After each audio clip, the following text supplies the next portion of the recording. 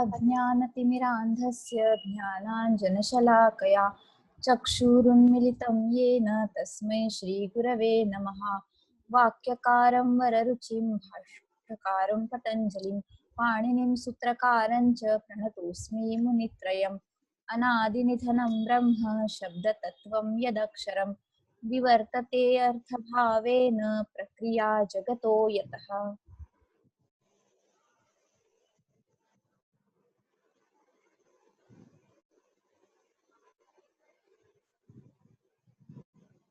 कारिका पंचषष्टि कारिका समाप्ता।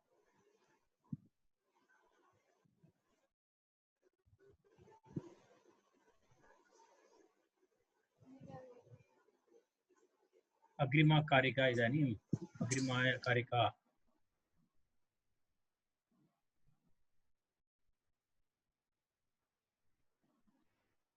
तस्याविधेय भावेन यशब्द समवस्थितः तस्याप्युच्चारणे रूपम् अन्यत् तस्मात् विविच्यते इति एतावत् पर्यन्तम् अस्माकम् अभवत्।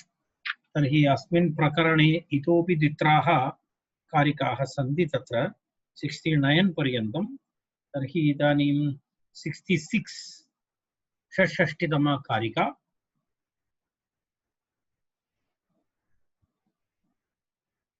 पूर्वं वृद्ध्यादयो यथा शब्दाः स्वरूपोपनिबन्धनाः इति तत्र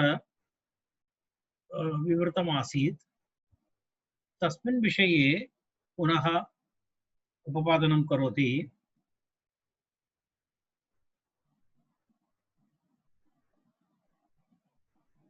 एषा कारिका अस्ति।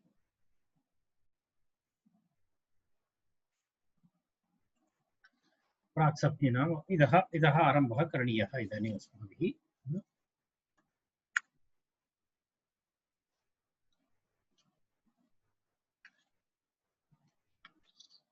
वयम् एवं कुर्मः।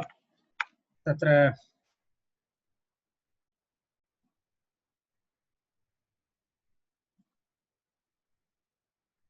वृद्ध्यादयो यथा शब्दाः स्वरूपोपनिबन्धनाः इति विषयः उक्तः।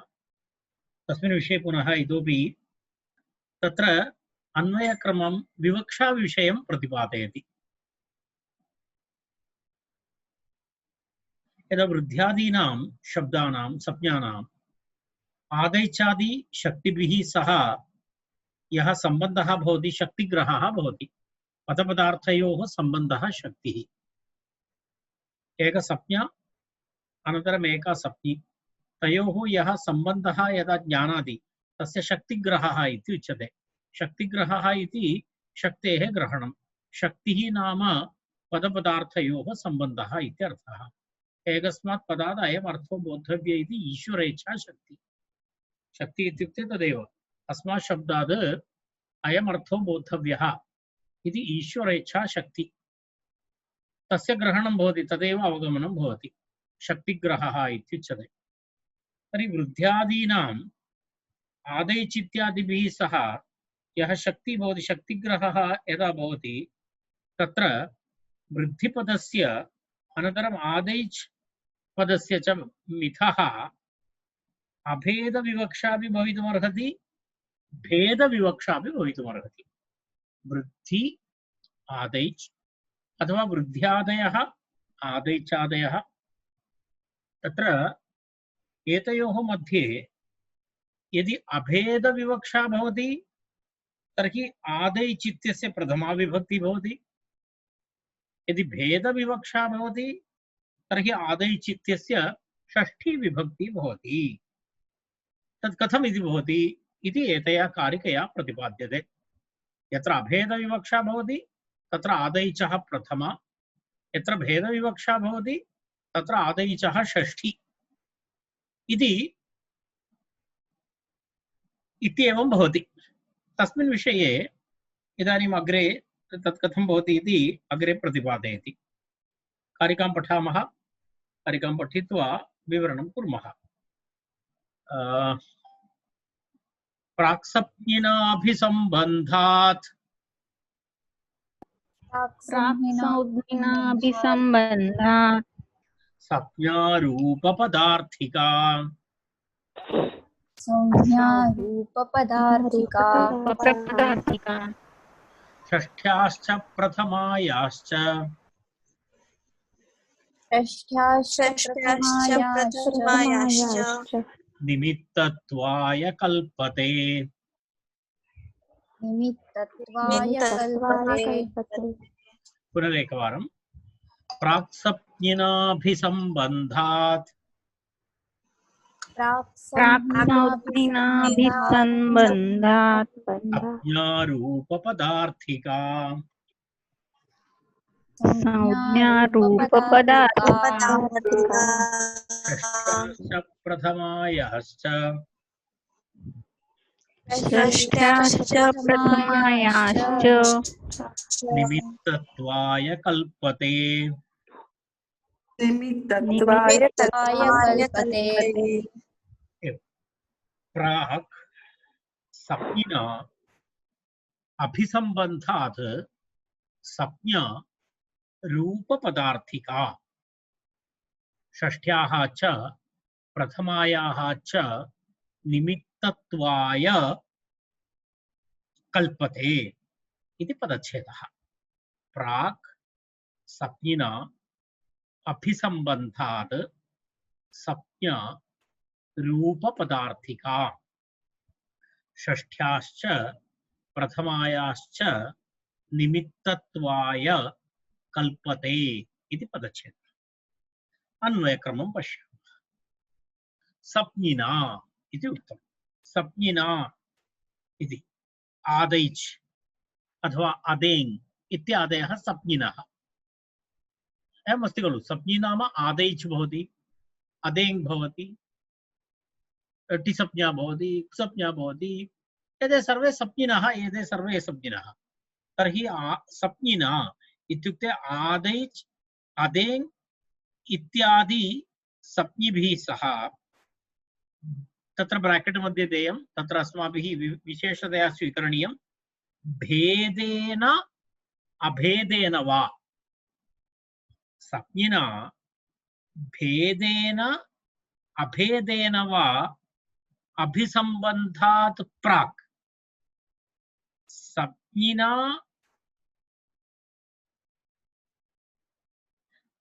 सह भेदरूपेण वा अभेदरूपेण वा सप्न्यायाः अभिसंबन्धः भवति ततः पूर्वम् इति।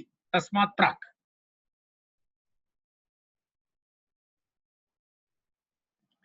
किं भवति? संबन्धात् प्राक् सा सप्न्या रूपपदार्थिका भवति। पूर्वं तु किं भवति? सा सप्न्या अर्थात् सप्निना सह अभिसंबन्धात् प्राक् सा सप्न्या रूपपदार्थिका भवति। रूपपदार्थिका भवति इति उक्तम्।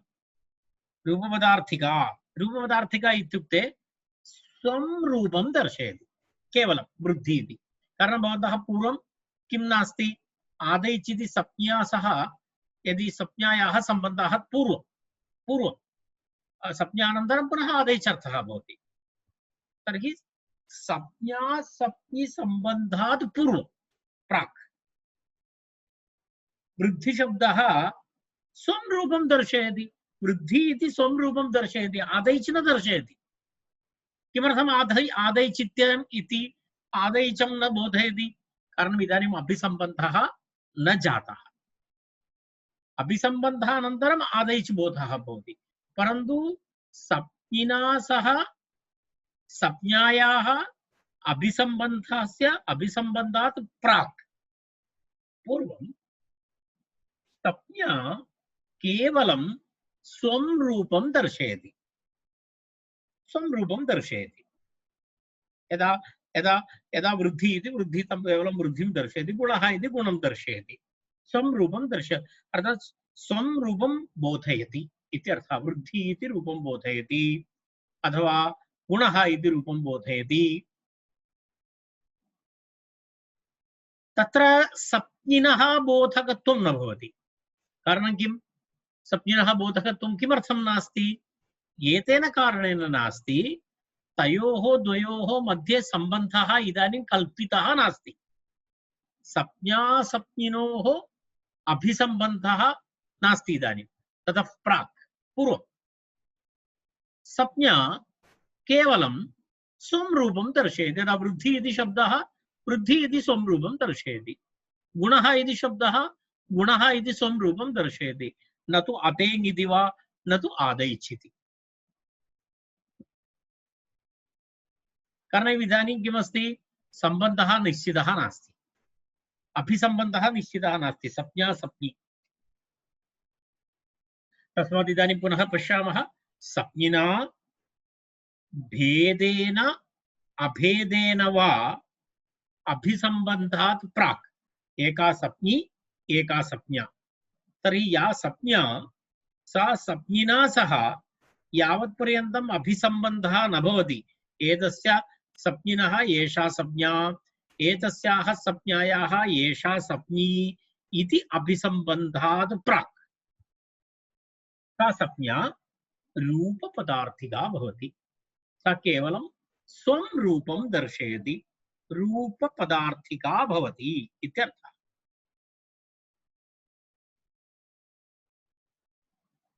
तदनन्तरं पश्चात् पश्चात् पश्चात् इत्युक्ते इदानीम् अभिसम्बन्धः जातः। कयोः अभिसम्बन्धः जातः? सप्ज्ञासप्निनोः अभिसम्बन्धः जातः। पूर्वम् अभिसम्बन्धात् प्राक् आसीत्, इदानीं पश्चात्। पश्चात् इत्युक्ते अभिसम्बन्ध अनन्तरं शक्तिग्रहः भवति, तद् स एव शक्तिग्रहः इत्युच्यते। शक्तिग्रहः नाम किमस्ति? शक्तिग्रहः नाम पदपदार्थयोः सम्बन्धज्ञग्रहणं, सम्बन्धज्ञानं, सम्बन्धग्रहणं शक्ति, शक्तिग्रहः। पश्चात् भेदविवक्षायां यत्र भेदविवक्षा भवति तत्र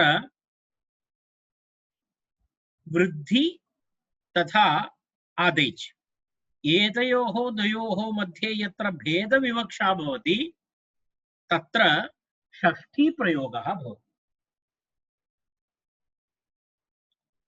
यत्र अभेदविवक्षायाम् अर्थात् वृद्धि तथा आदेच् एतयोः द्वयोः मध्ये अभेदविवक्षा यत्र भवति तत्र प्रथमायाश्च निमित्तत्वाय कल्पते।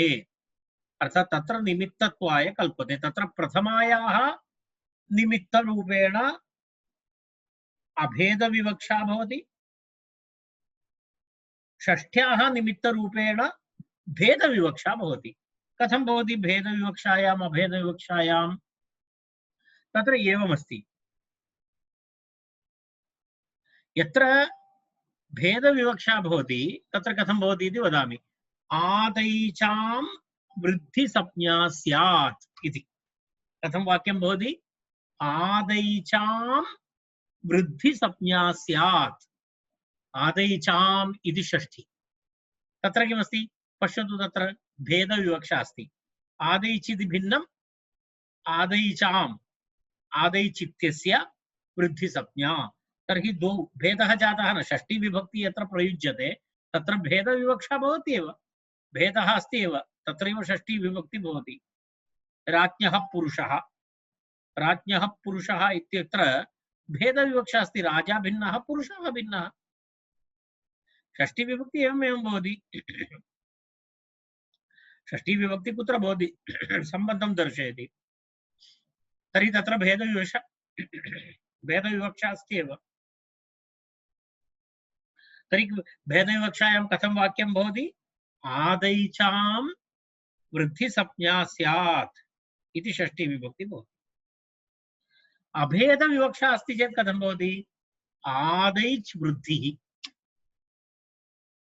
पश्यतु, तत्र आदैच् वृद्धिः, तत्र भेदः नास्ति, तत्र उभयमपि प्रथमा अस्ति। आदैच् वृद्धिः, तत्र भेदः नास्ति, तत्र अभेदविवक्षा अस्ति। तर्हि आदैचां वृद्धिसप्ज्ञा स्यात् इत्यत्र षष्ठी, अनन्तरं भेदविवक्षा। एतयोः द्वयोः मध्ये सप्ज्ञासप्निनोः वृद्धि आदैजोः अभेदविवक्षायां प्रथमा विभक्ति भवति इति। तदेव तत्र उक्तं। तत्र पश्यतु, पश्चात् भेदविवक्षायां षष्ठ्याः अभेदविवक्षायां प्रथमायाश्च निमित्तत्वाय कल्पते। निमित्तत्वाय कल्पते इत्युक्ते ते षष्ठ्याः अनन्तरम् अभेदविवक्षायां प्रथमायाश्च निमित्तत्वाय कल्पते इति। तत्र निमित्तत्वाय कल्पते, सा संज्ञा निमित्तत्वाय कल्पते। सा संज्ञा रूपपदार्थिका षष्ठ्याः प्रथमायाश्च निमित्तत्वाय कल्पते इति। षष्ठी तस्यापि निमित्तरूपेण भवति, प्रथमा तस्यापि निमित्तरूपेण भवति। निमित्तत्वाय कल्पते इति। अर्थात् तत्र एतदेव वृद्धिपदं भेदभावेन अभेदभावेन आदैचः प्रथमा षष्ठी विभक्त्योः कृते निमित्तं भवति इति सारांशः। कथं भवति? एतद् वृद्धिपदं या संज्ञा सा भेदविवक्षया अभेदविवक्षया च आदैचः किम्? आदैचः प्रथमा विभक्तेः षष्ठी विभक्तेः निमित्तं भवति। यदि वृद्धिशब्देन सह अभेदविवक्षा अस्ति चेत् आदैचः प्रथमा विभक्ति, वृद्धिशब्देन सह भेदविवक्षा भवति चेत् आदैचः षष्ठी विभक्ति। आदैचां वृद्धि संज्ञा स्यात्। आदैचां वृद्धि संज्ञा स्यात्। एवं तत्र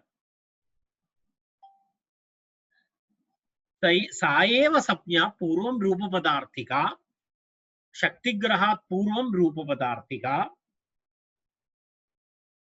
अथवा अभिसंबन्धात् प्राक् सा रूपपदार्थिका, पश्चात् भेदविवक्षायां षष्ठ्याः अभेदविवक्षायां प्रथमायाश्च निमित्तत्वाय कल्पते सा संज्ञा इत्यर्थः।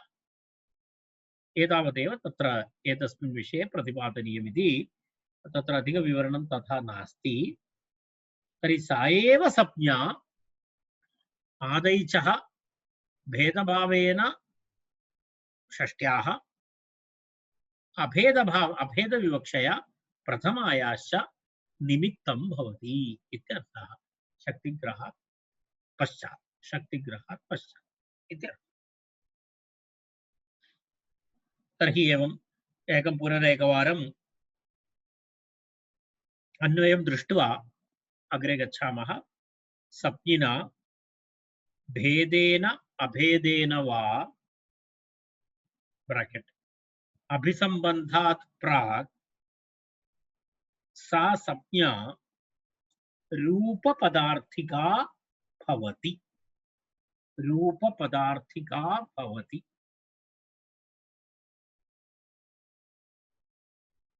रूपपदार्थिका भवति। तदनन्तरं पश्चात्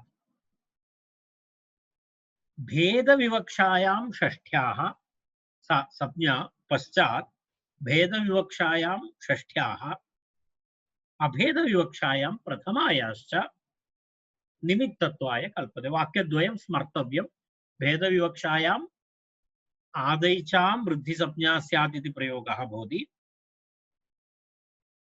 अभेदविवक्षायाम् आदैच् वृद्धिः इति प्रयोगः भवति। संज्ञा एका एव अस्ति, परन्तु तत्र उभयविवक्षा अस्ति। भेदविवक्षा अपि अस्ति, अभेदविवक्षा अपि अस्ति। वक्तुः इच्छा विवक्षा एवम् अस्ति। एकवारं पठामः, अग्रे गच्छामः।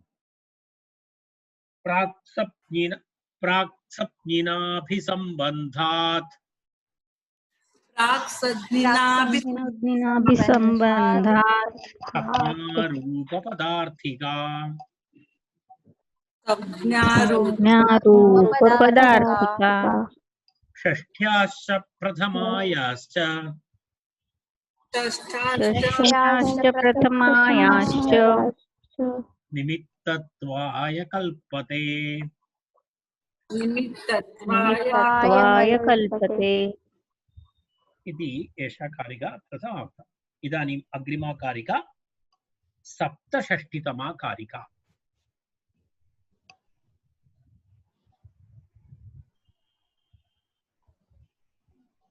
उक्तयोः प्रथमाषष्ठ्योः विषयविभागमाह। पुनरपि एकवारं तस्मिन् विषये प्रतिपादयति। उक्तयोः प्रथमाषष्ठ्योः अर्थात् पूर्वमुक्त सप्ज्ञासप्ज्ञिनोः उक्तयोः प्रथमाषष्ठ्योः अर्थात् पूर्वोक्त भेदभावेन प्रथमा षष्ठी अभेदभावेन तत्र प्रथमा इति प्रथमाषष्ठ्योः विषयविभागमाह। विषयविभागम् तत्र कथं तत्र विषयविभागः भवति इति अग्रे प्रतिपादयति। कथं निमित्तरूपेण भवति प्रथमायाः षष्ठेः च कथं निमित्तरूपेण भवति एषा संज्ञा इति विषये अग्रे प्रतिपादयति। कारिकां पठामः। कारिकां पठित्वा अग्रे गच्छामः।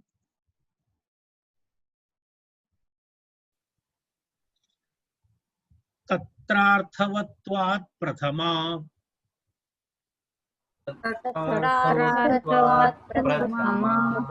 संज्ञा शब्दाद् विधीयते।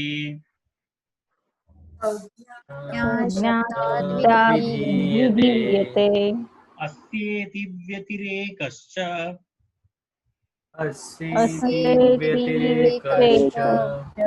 तदर्थादेव जायते।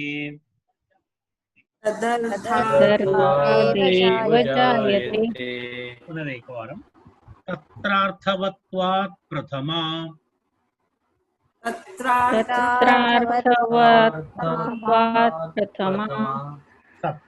शब्दाद् विधीयते।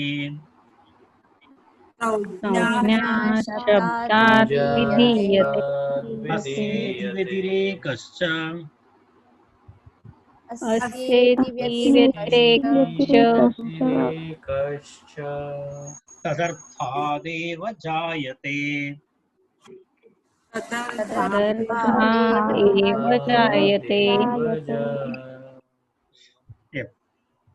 तत्र अर्थवत्वात् प्रथमा संज्ञा शब्दात् विधीयते।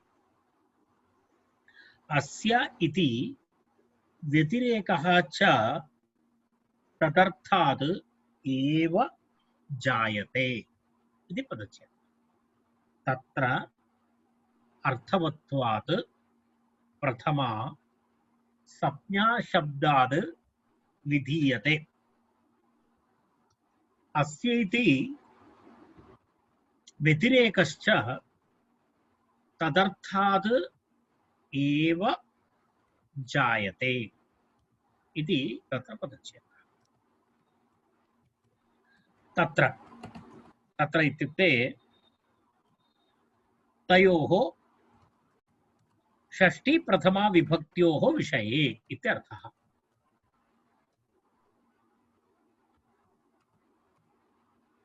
तत्र इत्युक्ते षष्ठी प्रथमा विभक्त्योः विषये संज्ञा शब्दात् इत्युक्ते यः संज्ञावाचकः शब्दः भवति तस्मात् अर्थवत्वात् संज्ञाः स्वं रूपम् इति अर्थेन सह तिष्ठति। तत्पूर्वम् अहम् उक्तवान् यदा अभिसम्बन्धात् पूर्वं संज्ञिना सह अभिसम्बन्धात् पूर्वं संज्ञायाः स्वं रूपम् इति बोधकत्वम् अस्ति। तस्मात् इत्यर्थः। तदेव अर्थवत्वात्। संज्ञायाः अपि अर्थवत्वम् अस्ति। स्वं रूपम् इति बोधकत्वम् अस्ति तस्य। वृद्धि इति वृद्धिं बोधयति केवलम्। आदैच्छिति न बोधयति। अर्थात् संज्ञानां स्वरूपबोधकत्वम् अस्ति। तर्हि स्वरूपः यः अर्थः भवति तेन सह भवति। तेन कारणेन तस्य प्रथमा विभक्ति भवत्येव। तस्य प्रथमा विभक्ति भवति तेन कारणेन। संज्ञाशब्दात् अर्थवत्वम् अस्ति तस्य। अर्थवत्वम् अस्ति चेत् अर्थवदधातुर अप्रत्यय प्रातिपदिकमिति प्रातिपदिकसंज्ञा अस्ति एव। प्रातिपदिकसंज्ञा भवति चेत् केवलं वस्तुनिर्देशे प्रातिपदिकार्थलिङ्गपरिमाणवचनमात्रे प्रथमा इति प्रथमा विभक्ति भवत्येव। एवं खलु। संज्ञा इति यदा वृद्धि इति तस्य तु अर्थवत्वम् अस्ति। किम् अर्थवत्वम् अस्ति? तस्य स्वरूपम् इति अर्थं बोधयति। वृद्धि इति तस्य स्वरूपम् अस्ति खलु, तद् बोधयति। तर्हि स्वरूपं बोधयति चेत् तस्य अर्थवत्वम् अस्ति। कीदृश अर्थवत्वम् अस्ति? स्वं रूपम् इति अर्थवत्वम् अस्ति। अर्थात् वकारोत्तर ऋकारोत्तर दकारोत्तर धकारोत्तर इकारोत्तर विसर्गः इति कञ्चित् स्वरूपं दर्शयति। तस्य अर्थः प्राथमिकः अर्थः यावत्पर्यन्तं संज्ञिना सह अभिसम्बन्धः न भवति तावत्पर्यन्तं। संज्ञिना सह अभिसम्बन्धः भवति चेत् वृद्धिशब्दस्य आदैच्छिति अर्थः। तर्हि अभिसम्बन्धात् पूर्वं कश्चन तस्य स्वरूपं तु अस्ति एव।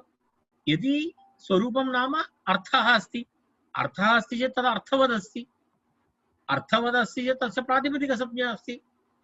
प्रातिपदिकसंज्ञा अस्ति चेत् प्रातिपदिकार्थलिङ्गपरिमाणवचनमात्रे प्रथमा इति प्रथमा विभक्ति भवति तत्र।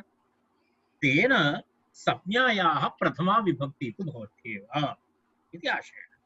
तदेव तत्र उक्तं। तत्र षष्ठी प्रथमा विभक्तेनां विभक्त्योः विषये संज्ञाशब्दात् अर्थात् संज्ञावाचकः यः शब्दः भवति तस्मात् अर्थवत्वात् तस्य अर्थवत्वम् अस्ति। अर्थवत्वम् अस्ति इति कारणेन प्रथमा विधीयते। प्रथमा विभक्ति तु भवत्येव। तत्र सूत्रद्वयं स्मरणीयम्। अर्थवत्वम् अस्ति इति कारणेन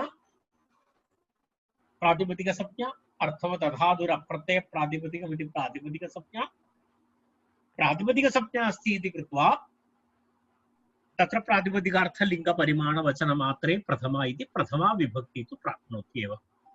तर्हि तत्र संज्ञाशब्दात् अर्थवत्वात् संज्ञाशब्दात् प्रथमा विधीयते इति तस्य प्रथमभागस्य अर्थः।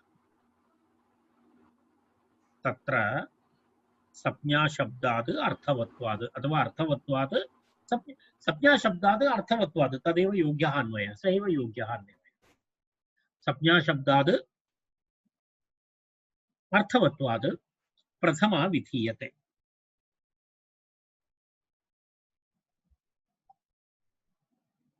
अत्र किं भवति? यदि एवं संज्ञासंज्ञयोः भेदः नास्ति तर्हि तत्र किं भवति? वृद्धपदाभिन्नम् आदैच् इति अर्थः भवति। वृद्धपदाभिन्नम् आदैच्। यदा तत्र कथं भवति इत्युक्ते वयम् एवं वदामः खलु, अयं देवदत्तः इत्यपि प्रयोगः अस्ति। अयं देवदत्तः, अयं रामः इत्यादि प्रयोगः भवति। एवमेव अस्य नाम देवदत्तः इत्यपि अस्य नाम देवदत्तः इत्यपि प्रयोगः भवति। अयं देवदत्तः इतिवत् अस्य नाम देवदत्तः इत्यपि प्रयोगः भवति। अयं देवदत्तः इत्यत्र प्रथमा विभक्ति अस्ति। अयम् इति प्रथमात् देवदत्तः इति प्रथमा। यदि भेदविवक्षा भवति चेत् अस्य नाम देवदत्तः इति। अस्य नाम देवदत्तः इत्यत्र किं भवति? भेदविवक्षा भवति। तर्हि तत्र तस्मिन् विषये अग्रे वदति। अस्य वाचकः इति षष्ठी निमित्तं भवति। अस्य वाचकः, अस्य अर्थः एवं चिन्तयामः चेत् अस्य अर्थः इति यदा उदाहरणं तत्र वयं दृष्टवन्तः आदैचां वृद्धिः इति संज्ञा वृद्धिः इति अर्थः।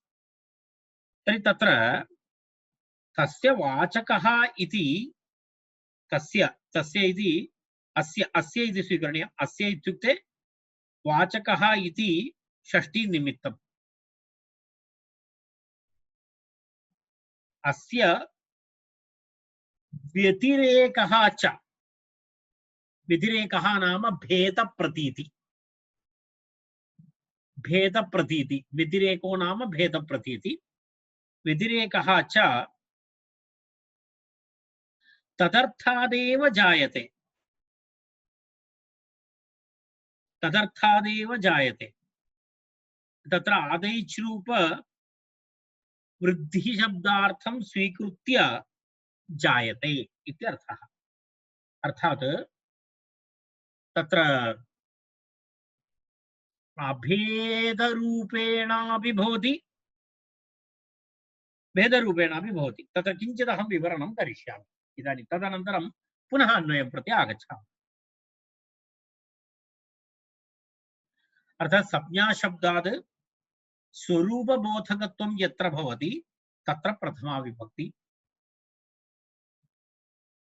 संज्ञासंज्ञिनोः यत्र भेदस्य विवक्षा नास्ति तत्र वृद्धिपदाभिन्नम् आदैच् इति बोधः भवति।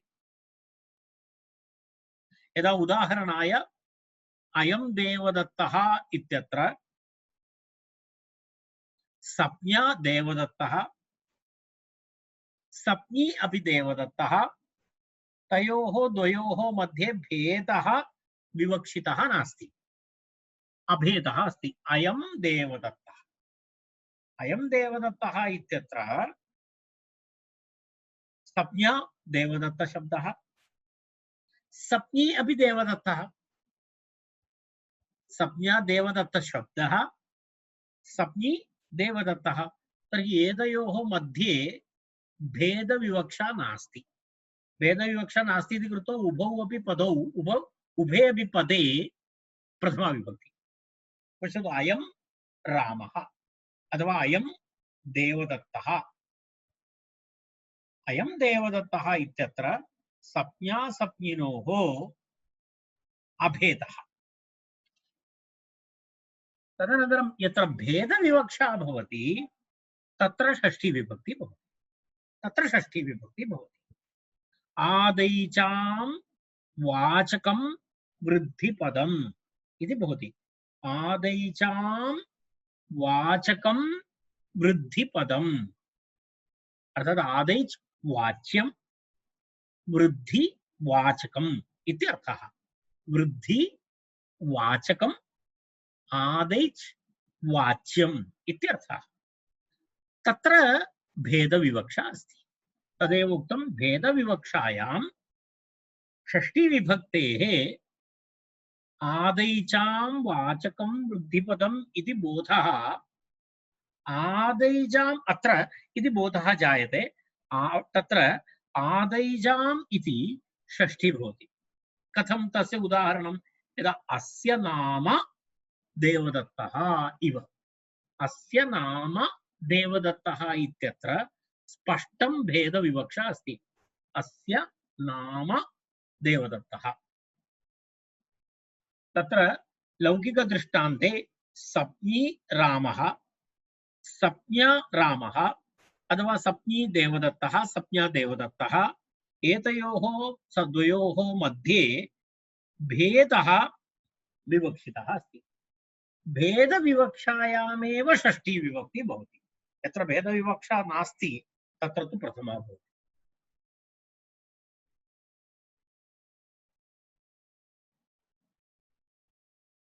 आशयः एवमस्ति, शब्दस्य स्वरूपे स्वरूपातिरिक्ते अर्थे च शक्ति अस्ति इति कथनस्य आशयः। कस्यापि शब्दस्य स्वरूपे तेन सह स्वरूपातिरिक्ते अर्थे, स्वरूपातिरिक्ते अर्थे उभयत्रापि शक्तिः अस्ति शब्दस्य स्वरूपबोधनाय शक्तिः अस्ति स्वरूपबोधनानन्तरं कस्यचित् अर्थस्य बोधनाय अपि शक्तिः अस्ति इत्यर्थः एतत् सर्वं किमर्थं वदति इत्युक्ते आग्नेय इति शब्दस्य स्वरूपं दर्शयितुमपि शक्तिः अस्ति लक्ष्यस्थ आग्नेय शब्दं दर्शयितुमपि तस्य सामर्थ्यम् अस्ति इति वक्तुम् अत्र प्रयोगः तर्हि स्पष्टं शब्दस्य तस्य स्वरूपस्य स्वरूपे स्वरूपातिरिक्ते अर्थे च शक्तिः अस्ति तत्र कारण अग्रिमकारिकायाम् इतोपि तत्र जातिव्यक्तिरूपेण अपि एतस्य प्रतिपादनं भवति तदनन्तरं पश्यामः तर्हि इदानीं वयम् एतस्य कारिकायाः अर्थः इदानीं स्पष्टः जातः कथं तत्र संज्ञाशब्दात् अर्थवत्वात् प्रथमा विधीयते तदनन्तरं किमुक्तम् अस्य वाचकः इति तस्य वाचकः इति तदेव वदति खलु आदैचां वाचकः वृद्धि तस्य अस्य वाचकः इति षष्ठी निमित्तं भवति अस्य वाचकः इति षष्ठी निमित्तं व्यतिरेक एव अर्थात् भेदप्रतीतिरेव भवति अस्य वाचकः इत्यत्र भेदप्रतीतिरेव भवति अस्य अर्थः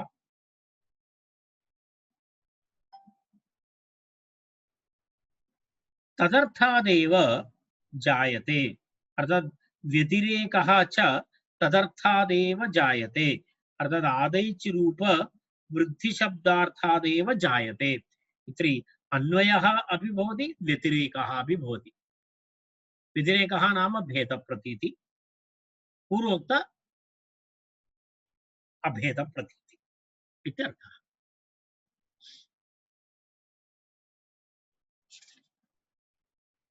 तावदेव वक्तव्यमस्ति अत्र तत्र अर्थवत्वात् तत्र संज्ञाशब्दात् अर्थवत्वात् प्रथमा विधीयते अस्य वाचकः इति षष्ठीनिमित्तः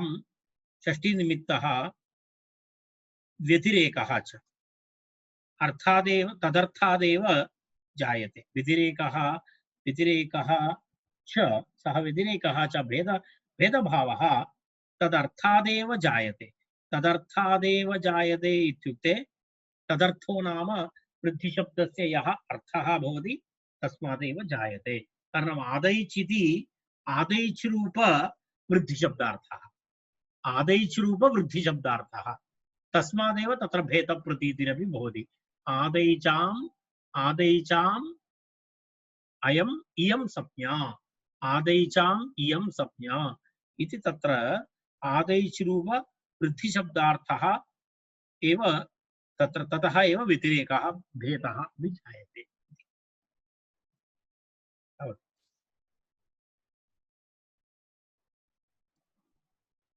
पठामः एकवारं तत्रार्थवत्वात् प्रथमा तत्रार्थवत्वात् प्रथमा संज्ञा शब्दाद् विधीयते संज्ञा शब्दात् विधीयते अस्येति व्यतिरेकश्च व्यतिरेकश्च तदर्थादेव जायते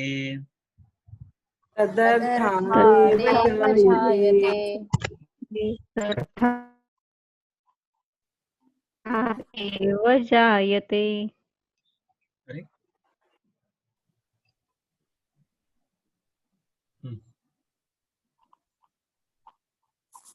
अग्रिमा कारिका लघु लघु कारिकाः सन्ति अत्र एवं बहु विवरणं दीर्घं विवरणं नास्ति लघु लघु विवरणानि सन्ति अग्रिमा कारिका अस्ति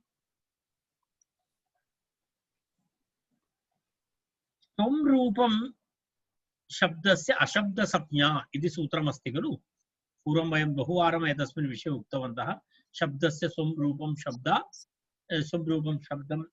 स्वं रूपं संज्ञि तत्र शास्त्रं प्रतिपादितं तद्विहाय इति तत्र उक्तमस्ति। तर्हि तस्मिन् विषये स्वं रूपम् इति सूत्रमेवं शक्तिभेदकल्पनया व्याख्याय जातिव्यक्तिभेदेन अन्यथा व्याचक्षाणानां मते पद्यद्वयेन आह। इदानीं पद्यद्वयं 68-69 तेन एतत् प्रकरणम् अत्र समाप्तं भवति। संरूपं शब्दस्य व्याख्या केचन जनाः अन्यप्रकारेण व्याख्यानं कुर्वन्ति। अर्थात् भिन्न भिन्न व्यक्तिभिः उच्चार्यमाणे भिन्न भिन्न अग्निशब्दे अग्निशब्दत्वम् इति एकमेव भवति, तद् स्वरूपं भवति इति। अर्थात् एकः देवदत्तः अपि अग्निशब्दः इति उच्चारितवान्, यज्ञदत्तः अपि अग्निशब्दः उच्चारितवान्, इतोपि अन्यः कोऽपि अस्ति सोऽपि अग्निशब्दः इति अग्निः इति उक्तवान्। तर्हि तत्र भिन्न भिन्न अग्निशब्दः आगतः। तर्हि तत्र भिन्न भिन्न अग्निशब्देषु अग्नित्वम् अग्निशब्दत्वम् एक एव भवति, तदेव तस्य स्वरूपं भवति, शब्दस्य संरूपम् इति। अनन्तरं शब्दस्य संरूपम् इत्युक्ते जाति। शब्द इत्युक्ते शब्दस्य इत्युक्ते शब्दरूपं व्यक्ति। अर्थात् शब्दस्य इति शब्दरूपव्यक्तेः बोधः भवति, स्वरूपमिति तत्र शब्दत्वम् इति भवति। अर्थात् किं भवति तत्र पुनः यदा वयं कारिकां पश्यामः तदा इतोपि स्पष्टं भवति।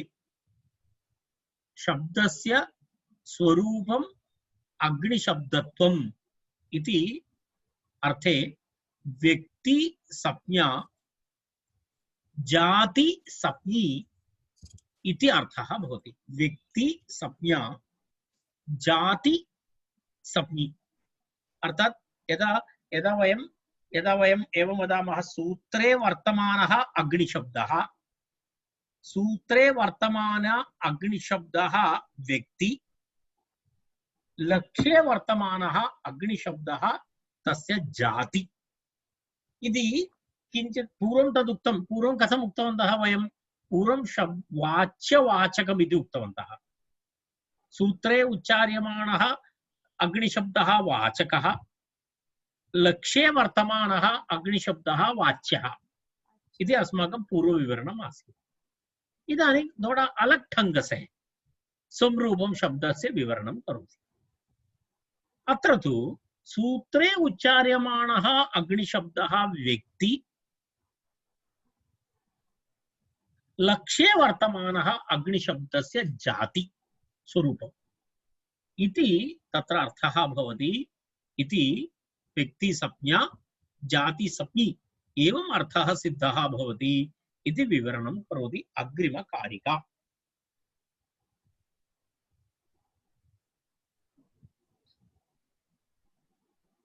मीमांसकानामपि तेषाम् एवमस्ति। यदा जाति इति तस्मिन् विषये मीमांसकानामपि एवमस्ति। वयम् एवम् अग्रिमां कारिकां पठामः, तदनन्तरं तस्य विवरणं पश्यामः। स्वं रूपमिति कैश्चित्तु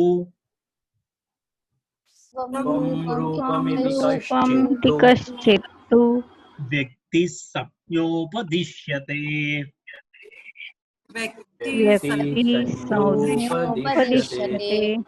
व्यक्तेः कार्याणि संसृष्टा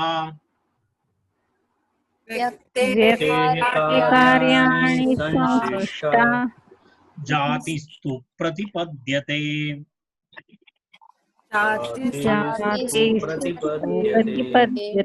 पुनरेकवारं स्वं रूपमिति कैश्चित्तु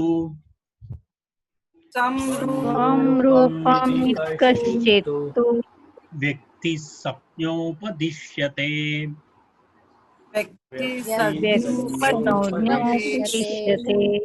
व्यक्ते कार्याणि संसृष्टा व्यक्ते कार्याणि संसृष्टा जातिस्तु प्रतिपद्यते जातिस्तु प्रतिपद्यते पदच्छेदः स्वं रूपम् इति कैश्चित् तु व्यक्तिः संज्ञा उपदिश्यते व्यक्तेः कार्याणि संसृष्टा जातिः तु प्रतिपद्यते पुनरेकवारं स्वं रूपम् इति कैश्चित् तु व्यक्तिः संज्ञा उपदिश्यते व्यक्तेः कार्याणि संसृष्टा जातिस्तु प्रतिपद्यते इति पदच्छेदः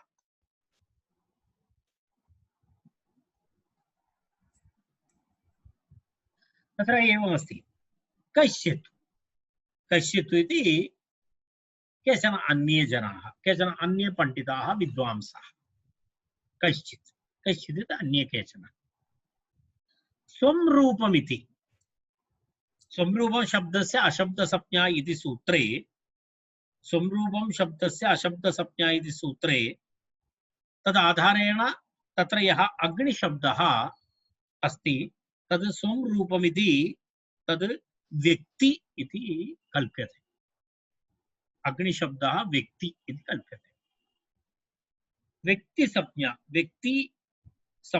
इति रीत्या उपदिश्यते इति उच्यते कश्चित् तु स्वरूपमिति व्यक्तिसंज्ञा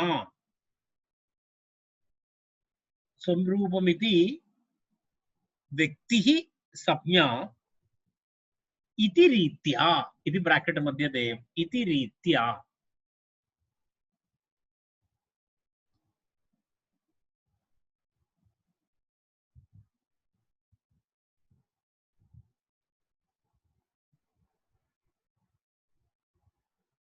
इति रीत्या उपदिश्यते इति उच्यते इति कथयति इत्यर्थः अर्थात् व्यक्तिरूपेण उपदिश्यते स्वं रूपम् इति अर्थात् अग्नेर्ढक् इति सूत्रे वर्तमानः यः अग्निशब्दः व्यक्ति कारण स स्वरूपमस्ति तत् स्वं रूपं स्वस्य रूपम् अहम् आदौ उक्तवान् कस्यापि शब्दस्य संज्ञिना सह अभिसम्बन्धात् प्राक् अभिसम्बन्धात् पूर्वं तस्य स्वं रूपम् इति अर्थः भवति एव इदानीमेव वयम् अद्यतन प्रथमकारिकायां वयं तत् पठितवन्तः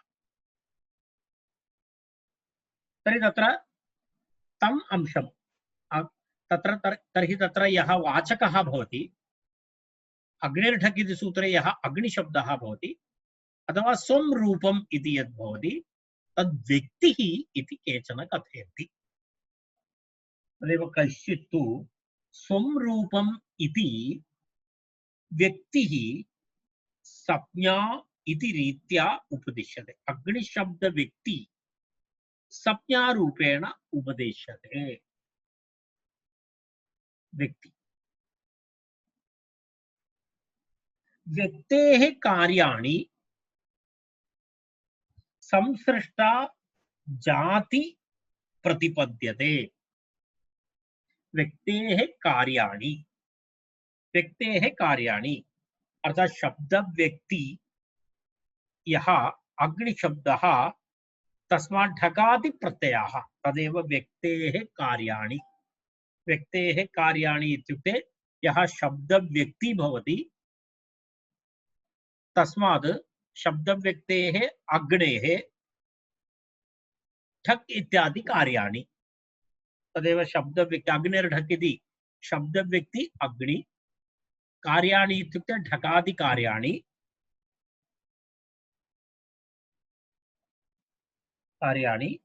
व्यक्तौ न भवति तद् व्यक्तौ न भवति कार्याणि व्यक्ति संसृष्टा जाति निष्ठम् अस्ति इति वदति व्यक्ति संसृष्टा अर्थात् शब्द व्यक्तौ सन्निहिता जाति निष्ठं भवति तत्र यः यदा अग्नित्वम् इति जाति भवति तत्र तदाश्रित्य भवति इत्यर्थः। अर्थात् सप्नी जाति भवति तस्मादेव ठगादि कार्याणि भवति जातेः इति अपरं विवरणम्। अर्थात् सप्ज्ञा इत्युक्ते व्यक्ति, सप्नी इत्युक्ते जाति।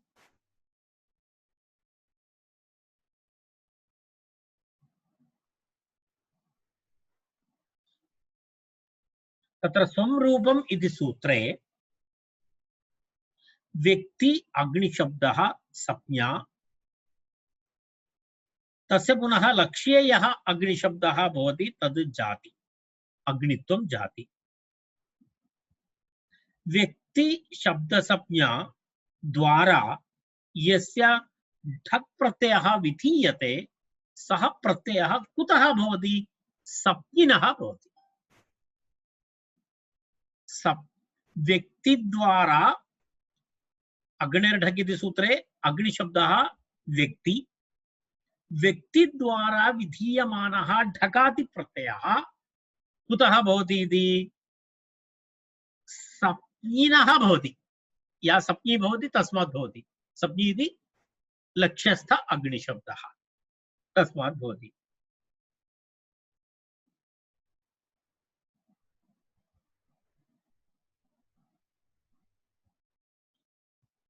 तर्हि तत्र जातौ कथं भवति प्रत्ययः? जाति इति अमूर्तमस्ति, जाति इति अमूर्तमस्ति खलु। वयं यदा वयम् एवं पश्यामः, गौः इति उक्तं, गामानय इति उक्तं। गामानय इति वदति चेत् गाम् इत्यस्य किं कः बोधः भवति? सास्ना लाङ्गूल ककुत घुर विषाण युक्तमिति प्रत्यभिज्ञानं भवति, प्रत्यभिज्ञानं भवति। तर्हि गोत्वं, गोत्वस्य ज्ञानं भवति गाम् इति वदति चेत्। परन्तु गोत्वम् आनेतुं शक्नोति वा? गोत्वम् इति अमूर्तमस्ति, गोत्वम् आनेतुं न शक्नोति। तर्हि भवन्तः किम् आनयन्ति? गाम् आनयति। तस्य रहस्यं किमस्ति? गोत्व संसृष्टा अस्ति गौ। गोत्व संसृष्टा अस्ति इत्युक्ते गोत्व जाति युक्त द्रव्यमस्ति गौ। गामानय इति वदति चेत् बक्री न आनयति। किमर्थं न आनयति? तत्र गोत्व संसृष्टता नास्ति। कारणं गाम् इत्युच्यते तदा सत्वरं भवतां मनसि सास्ना लाङ्गूल ककुत घुर विषाणवत् इति सम्प्रत्ययः भवति। एतेषां सम्प्रत्ययः भवति। सः सम्प्रत्ययः ज्ञानं भवति, गोत्वम् इत्यस्य ज्ञानं भवति। तद् गोत्वं यस्मिन् पदार्थे संसृष्टमस्ति, सन्निहितमस्ति, तं पदार्थम् आनयति। भवतां पुरतः पञ्च, यदा एक गजः अस्ति, एक अजः अस्ति, एक अश्वः अस्ति, एक गौ अस्ति। तर्हि गाम् आनय इति वदति चेत् भवन्तः अजं न आनयति, गजं न आनयति, अश्वं न आनयति, गामेव आनयति। किमर्थं गामेव आनयति? तस्य कारणं तत्र गोत्व जाति संसृष्ट द्रव्यं भवन्तः अन्विषन्ति। घटमानय इति वदति चेत् भवन्तः घटं पश्यति, तद् घटत्वबोधः भवति, तद् सः घटत्वजातिबोधः भवति, तद् जातिसंसृष्ट पदार्थः भवति, जातिसन्निहित पदार्थः भवति, तमानयति। एवमेव अत्रापि किं भवति? अग्नि शब्दः इति भवन्तः व्यक्ति उच्चारणं सूत्रे करोति। तत् कार्यं ठकादि कार्यं कुत्र भवति? जातौ भवति। परन्तु जाति इति अमूर्तमस्ति, अमूर्तमस्ति इति कृत्वा जाति संसृष्ट अग्निशब्दात् भवति इत्यर्थः। जाति संसृष्ट अग्निशब्दात्। यदा यदा वयं गोत्व संसृष्ट गोपदार्थः इव अग्नित्व संसृष्ट अग्निशब्दः, न इतरः शब्दः। यदा अहं पूर्वम् उक्तवान्, गामानय इत्युक्ते अजं वा गजं वा न आनयति। एवमेवम् अग्नेः इति भवति इति वदति चेत् अग्नेः एव भवति, अन्यशब्देभ्यः न भवति इति। तत्र जातिसंसृष्ट पदार्थं जातिसंसृष्टशब्दस्य ग्रहणं भवति। तत् कम्पेर् करोतु। यदा यदा गो इति व्यक्ति गामानय इति वदामः चेत् तत्र गोत्वसंसृष्टपदार्थस्य पदार्थम् आनयति। एवमेवम् अग्निर्ढक् इति सूत्रे अग्निशब्द इति व्यक्ति उल्लेखः भवति चेत् तत्र वयं किम् आनयामः, किं पश्यामः, अग्निजाति, तत्र जाति संसृष्ट अग्निशब्दः भवति। तस्य अर्थः तु प्रतिपद्यते इति उक्तं। तत्र एवमस्ति, किमस्ति तत्र पुनरपि एकवारं तत् सप्नि जाति संसृष्ट जाति इति भवति। तस्मात् कारण जाति इति जातेः जाति इति अनित्यमस्ति, अमूर्तमस्ति। भवन्तः किम् उक्तम्, अग्निशब्दात् परं ढक् प्रत्ययः इति भवति। अग्नित्वम् इति जाति भवति। जाति इति किमस्ति, जाति इति नित्यमस्ति, तस्य पूर्वं वा परं वा नास्ति। यत्र मूर्तद्रव्यमस्ति तस्यैव मूर्तपदार्थः अस्ति, तस्यैव पूर्वं वा परं वा भवति। गोत्वम् इति उक्तं। गोत्वम् इत्युक्ते तस्य पूर्वं वा परं वा अस्ति वा, नास्ति, तद् अमूर्तमस्ति। तदा तद् न तस्य पूर्वमस्ति न परमस्ति। तर्हि कथम् अग्निशब्दात् परं ढक् भवति? कारणम् अग्निशब्दः इति इदानीं लक्ष्यस्थ अग्निशब्दः जाति अस्ति। जाति अस्ति चेत् कथं भवति? तर्हि तदर्थमेव तत्र एक पौर्वापर्यं कथं स्वीकरोति, जातिसंसृष्ट, तत्र जातिसंसृष्ट सन्ति इति तत्र भवति। तदा एवं काल्पनिकं भवति। तत् एका कल्पना अस्ति एषा। एवं केचन आचार्याः एवं विवरणं कुर्वन्ति इति आचार्यस्य मतं। जाति व्यक्ति जाति इति तथा यदा यदा किं वदामः वयम्, अग्नेर्ठक् इति सूत्रे वर्तमानः अग्निशब्दः व्यक्ति, लक्ष्यस्थ अग्निशब्दः जाति, तत्र जाति संसृष्ट व्यक्तिः प्रतिपद्यते, सः अर्थः भवति इति कृत्वा तथा अर्थबोधः भवति इति। व्यक्तिद्वारा जातेः पौर्वापर्यमादाय इति। व्यक्तिद्वारा जातेः पौर्वापर्यमादाय सूत्रार्थस्य उपपत्तिः भवति, तत्र प्रतिपद्यते इति विवरणम्।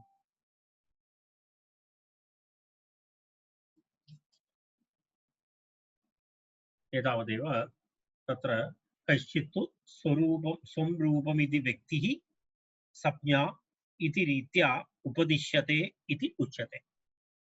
व्यक्तेः कार्याणि व्यक्तिसंसृष्टा जातिनिष्ठम् इति प्रतिपद्यते। तस्य अन्वयः पठामः एकवारं। स्वं रूपमिति कैश्चित्तु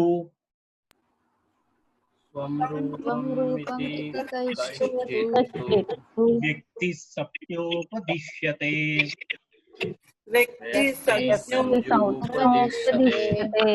व्यक्तेः कार्याणि संसृष्टा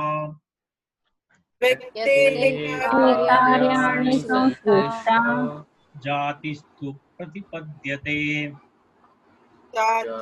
जातिस्तु प्रतिपद्यते।